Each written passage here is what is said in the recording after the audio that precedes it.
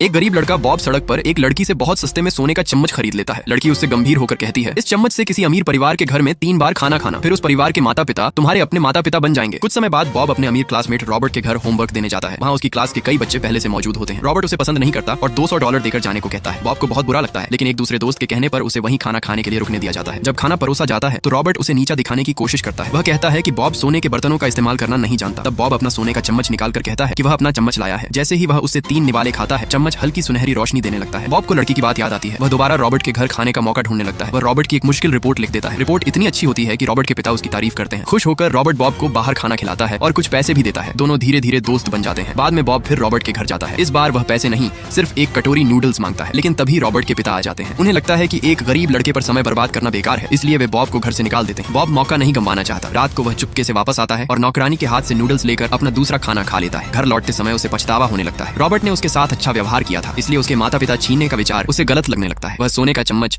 कूड़ेदान में फेंक देता है। उधर रॉबर्ट के पिता समझ जाते हैं कि रिपोर्ट बॉब ने लिखी थी। उन्हें बॉब की समझदारी अपने लिए खतरा लगती है। वे रॉबर्ट पर दबाव डालते हैं कि वह बॉब को अपनी जिंदगी से निकाल दे। अगले दिन रॉबर्ट और उसकी सौतेली माँ प्रिंसिपल के ऑफिस पहुंचते हैं। वे पैसों के लेन देन का झूठा सबूत दिखाकर बॉब पर आरोप लगाते हैं। बॉब रॉबर्ट से सच बोलने को कहता है, लेकिन रॉबर्ट चुप रहता है। आखिरकार स्कूल बॉब को निकाल देता है।